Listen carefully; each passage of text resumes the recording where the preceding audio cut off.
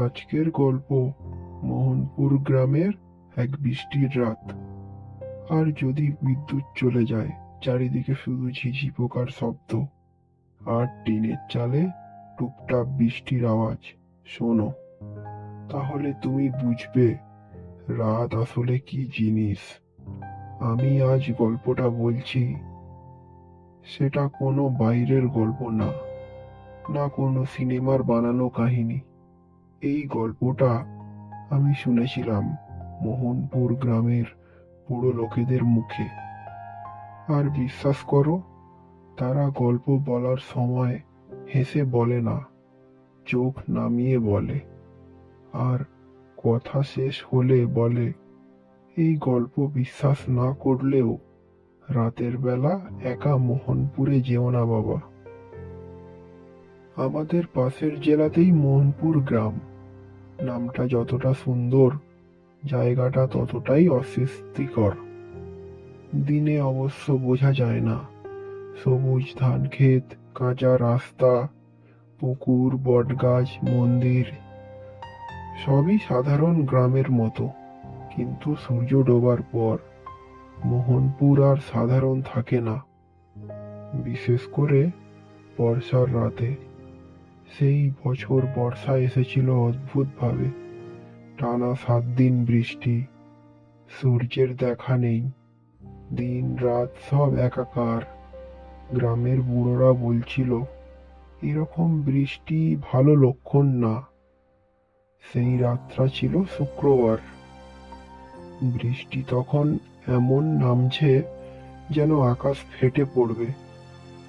গ্রামের মাঝখানের সেই পুরনো বটগাছটার নিচে, যেখানে সন্ধেবেলা গল্পের আসর বসে, সেদিনও 6 জন লোক জড়ো হয়েছিল।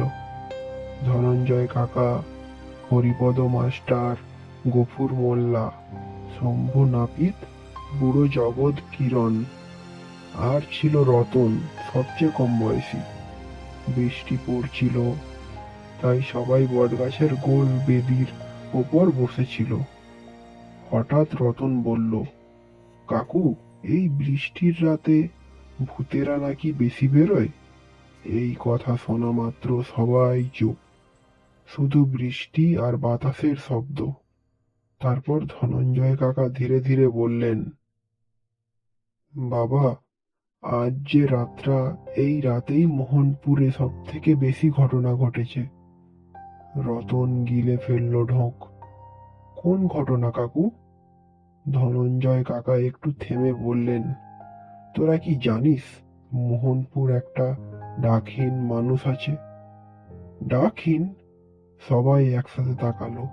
হ্যাঁ, কাকা ফিসফিস করে বললেন, যাকে ডাকলে সে ফিরে তাকায়, কিন্তু কোনো আওয়াজ করে না। তারপর বজ্রপাত হলো। এক ঝলকে গোটা গ্রাম আলোকিত। আর সেই আলোয় সবাই দেখল, বটগাছের গোড়ায় যেন আরো একটা ছায়া। ওটা কি? রতন ভয়ে উঠল, বলল।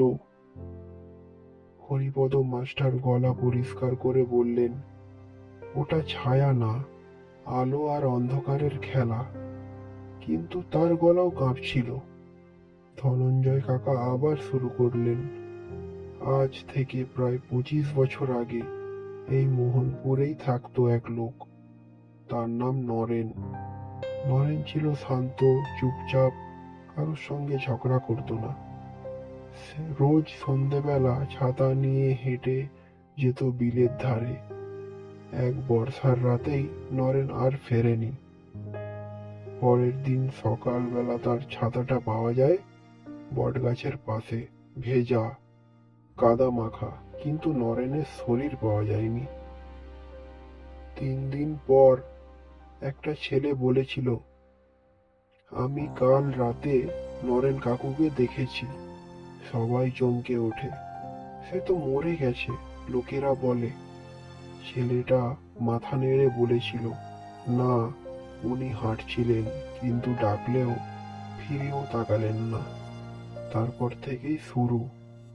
বর্ষার রাতে ঠিক এমন বৃষ্টিতে গ্রামের কেউ কেউ দেখতে পেত একটা লোক ছাতা মাথায় দিয়ে হাঁটছে।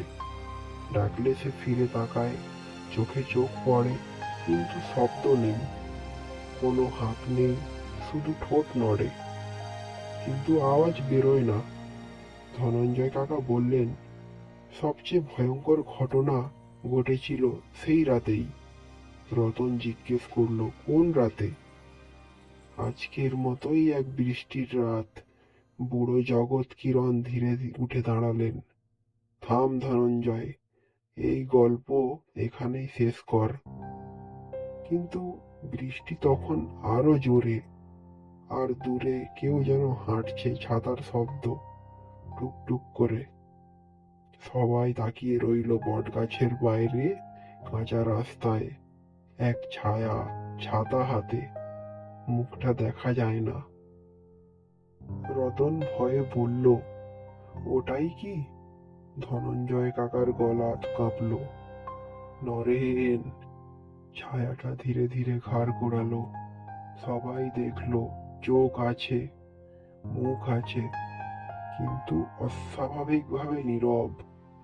কেউ চিৎকার করতে পারল না। হঠাৎ ছায়াটা হাত তুলল, আর ঠিক তখনই গ্রামের সব ঘরের দরজা একসাথে বন্ধ হয়ে গেল। ধপাধপ শব্দ হলো। বৃষ্টি থেমে গেল এক মুহূর্তের জন্য। নীরবতা চারিদিক। তারপর একটা কণ্ঠস্বর, যেন মাটির নিচ থেকে আসছে, আজ আমার ডাক শোনার রাত। পরের দিন সকালে বটগাছের বেদিতে কেউ ছিল না, শুধু 6টা ছাতা পড়েছিল, ভেজা, কাদা মাখা। আর মোহনপুর গ্রামের লোকেরা বলে, সেই রাতের পর থেকে বর্ষার রাতে যদি কেউ কারোর ডাক শোনে, সে কখনো উত্তর দেয় না, কারণ মোহনপুর ডাকা মানেই ফিরে না আসা। এই গল্পটা আমি বানাইনি, শুধু বলেছি, যেটা মোহনপুরের লোকেরা আজও ফিসফিস করে বলে। আর তুমি যদি কখনো বর্ষার রাতে ছাতা হাতে কাউকে হাঁটতে দেখো, ডাক দিও না। সে যদি ফিরেও তাকায়, চুপ করেই থাকার বুদ্ধিমানের কাজ।